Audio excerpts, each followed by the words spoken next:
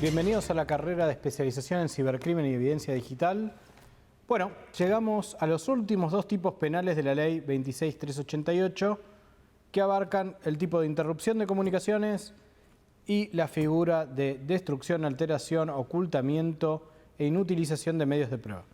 Vamos a empezar con la figura de interrupción y entorpecimiento de comunicaciones electrónicas prevista en el artículo 197 del Código Penal.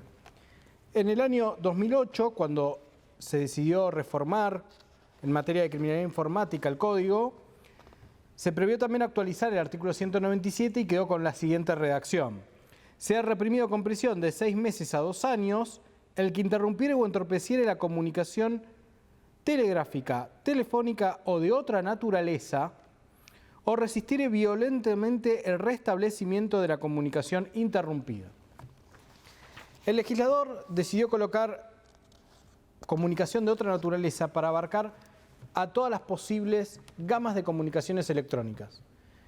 Lo que se sanciona aquí es interrumpir una comunicación electrónica y en el momento la doctrina preveía o avisoraba como posibilidad la posible interrupción de lo que es directamente Internet. Esto implicaba lo que eran supuestos ataques de denegación de acceso, los conocidos como Denial of Service o DOS en inglés, referido a la posibilidad de atacar la página o directamente el servidor de una compañía y evitar el poder acceder a esa página o a ese servicio. Con el correr del tiempo, los ataques de denegación de servicios se amplificaron y hoy se conoce como ataque de denegación de servicio distribuido, aquello que los hackers realizan como ciberataques. Puntualmente consiste en, a lo largo del tiempo, en infectar sin número de dispositivos. Pueden ser computadoras personales, teléfonos, pueden ser aquellos dispositivos que están emparentados con terminales como computadoras, como pueden ser un Smart TV o directamente aquellos otros electrodomésticos que utilizamos mediante aplicaciones, como pueden ser aires acondicionados, cafeteras, calefacciones e incluso lo que son los propios automotores o vehículos. Puntualmente, la interrupción de comunicaciones, para que ustedes piensen la magnitud que tiene este tipo penal, cuando fue previsto ven que la pena es una pena muy leve, pero la interrupción de comunicaciones en la actualidad puede dar lugar a otras figuras mucho más graves. Cuando se efectúa una interrupción masiva de comunicaciones, se puede dar lo que se denomina puntualmente como ciberataque a estructura crítica de un Estado. ¿Qué significa esto? A raíz de la pandemia de coronavirus COVID-19, todos vimos que una sociedad podía quedar paralizada por un virus biológico. Y la dependencia de todas las sociedades pasó a las tecnologías de la información y la comunicación para que, mediante economía colaborativa, es decir, la posibilidad de el suministro de bienes y servicios a través de la solicitud mediante Internet, uno pudiera continuar. También podía continuar la sociedad a través de lo que es directamente la posibilidad de acceder a una justicia que utiliza una plataforma interactiva que le permite continuar mediante expedientes electrónicos o notificación electrónica, acceder a sistemas de salud mediante historia clínica electrónica. Muy bien. Imagínense que un grupo de hackers decidiera efectuar un ataque hoy a la infraestructura crítica del Estado. ¿Qué significa esto? Dejar sin suministro de Internet o sin suministro eléctrico mediante un ciberataque que interrumpa el suministro de electricidad, gas, agua e incluso el flujo de Internet. Esto llevó puntualmente en el año 2013 a sancionar lo que se denomina como Tratado de Tallinn para establecer que implica un ciberataque los ataques a infraestructura crítica del Estado. Entonces, si la interrupción de una comunicación se da en carácter individual, uno estaría frente a la figura del artículo 197 del Código Penal.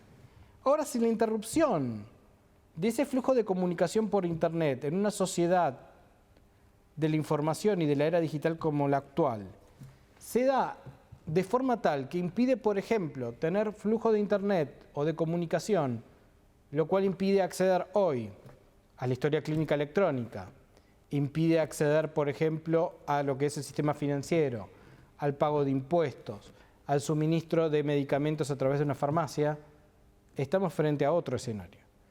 Eso fue lo que muchos autores, como por ejemplo el profesor titular de Göttingen, el profesor Kai Ambos, interpretó como la posibilidad que el ataque mediante la interrupción de comunicación a la infraestructura crítica de un Estado puede llevar a la comisión de figuras propias de los crímenes internacionales previstas en el Estatuto de Roma, pudiendo dar lugar a un crimen de lesa humanidad si se realiza mediante un ataque sistemático a la población civil, a un crimen de guerra si se utiliza para perpetrar un ataque hacia una nación, o un crimen de agresión cuando lo que se busca es puntualmente bloquear los puertos o aeropuertos de un Estado y llevar esto como una agresión hacia un Estado en particular.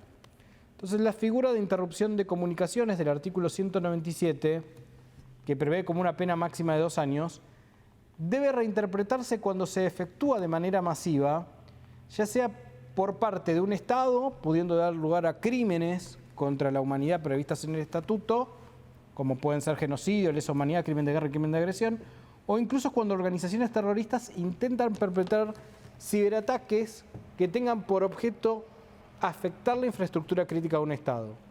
Si es un grupo individual, puede dar lugar a que el artículo 197 prevea el agravante contemplado en nuestro Código Penal en el artículo 41 quinques, que es perpetrar una interrupción de comunicaciones con finalidades terroristas. Y eso implica el agravamiento de la pena, duplicando justamente el monto máximo de 2 años a 4.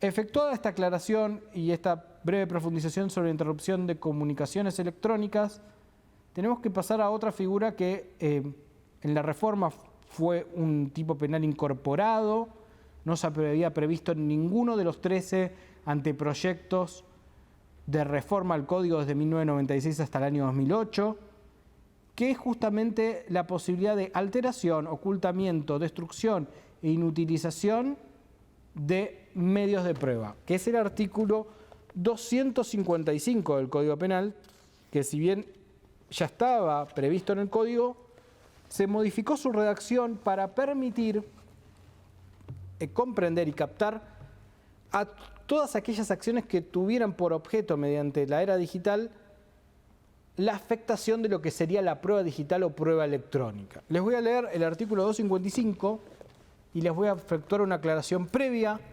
Es el único tipo penal de la reforma 26388 que prevé una figura dolosa y culposa.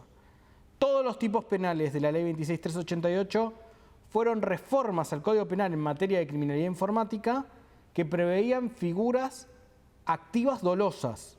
Esta es la primera y única figura o tipo penal que prevé una forma culposa incorporada por la reforma. Artículo 255. Será reprimido con prisión de 1 mes a 4 años el que sustrajere, alterare, ocultare, destruyere, inutilizare, en todo o en parte, objetos destinados a servir de prueba ante la autoridad competente, registros, documentos confiados a la custodia de un funcionario público o de otra persona en el interés del servicio público, y si el autor fuera el mismo depositario, sufrirá además inhabilitación por el doble de tiempo. Si el hecho se cometiere por imprudencia o negligencia del depositario, este será reprimido con una multa de 750 pesos a 12.500 pesos. Bien, como verán, el tipo penal prevé 5 verbos típicos.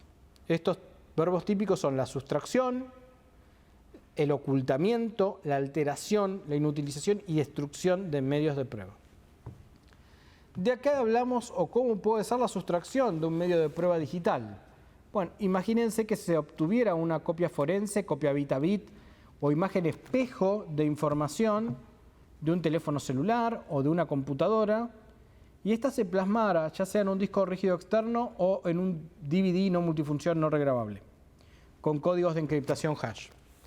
Bueno, muy bien, puede ocurrir que la persona sustrajera el soporte, esto es el dispositivo, ya sea o el disco externo o bien el DVD en el cual se encuentra plasmada. Eso sería la sustracción de un medio de prueba.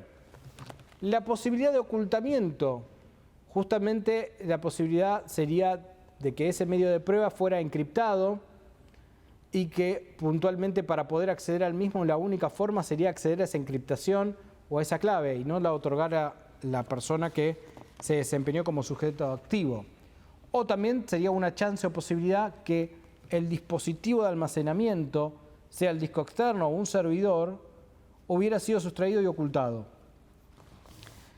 En cuanto a la alteración, al igual que el tipo penal de daño, previsto en el artículo 183 y en su figura agravada del 184, inciso quinto y sexto, la figura de alteración consiste en la modificación de cualquier dato o información que estuviera contemplado en esa grabación como prueba digital. Entonces, la más mínima alteración, ya sea una coma, un punto, un espacio, va a implicar la alteración del medio de prueba. Por eso, justamente, se hace tanto hincapié en la figura de alterar. La inutilización, por el contrario, consiste en que, si bien la prueba no fue alterada, no fue sustraída u ocultada, ese medio de prueba no puede ser reproducido, no puede ser visto, no puede ser visualizado. Imagínense que lo que se altera es, por ejemplo, la extensión de ese documento o programa para visualizarlo, para escucharlo o bien para leerlo. La inutilización también es otro verbo típico propio mediante el cual se puede realizar esta figura. Y la última es la destrucción del medio de prueba en sí. Lo fácil sería pensar en la destrucción del soporte físico, de que se destruye, por ejemplo, el disco rígido externo o un servidor, pero siempre va a haber una copia. Puntualmente, o puede haber la probabilidad de que existan tantas copias y reproducciones como fueran necesarias. Puntualmente, cuando hablamos de destrucción de evidencia digital o prueba electrónica, nos referimos a supuestos de borrado seguro, donde se utilizan programas que lo que primero realizan es el borrado de información y luego la reescritura del mismo, de forma tal que los programas de recuperación forenses no puedan operar o no sean eficientes en la recuperación de información. Si uno formatea una computadora, es decir, la borra, que es el primer paso de un programa de borrado seguro, y luego la reescribe, la información contenida en ese disco rígido es irrecuperable. Si en cambio solo la formatea, los programas de recuperación permiten recuperar esa información. Esto ocurre con cualquier dispositivo electrónico. Entonces, cuando hablamos de destrucción de un medio de prueba, y probablemente refiriendo a un medio de prueba digital, nos estamos refiriendo a supuestos de programas de borrado seguro que impiden la recuperación de esa evidencia electrónica. Los 5 verbos típicos tienen que ser ejecutados mediante el conocimiento y voluntad, dolo. Es decir, que ya sea la destrucción, la inutilización, la alteración, la sustracción o ocultamiento, cualquiera de estos deben ser realizados por el sujeto activo con conocimiento y voluntad de que está o ocultando o sustrayendo o inutilizando o alterando o destruyendo esa evidencia digital. Sin embargo, el tipo penal también prevé que se puede incurrir en esta figura por negligencia e imprudencia del depositario.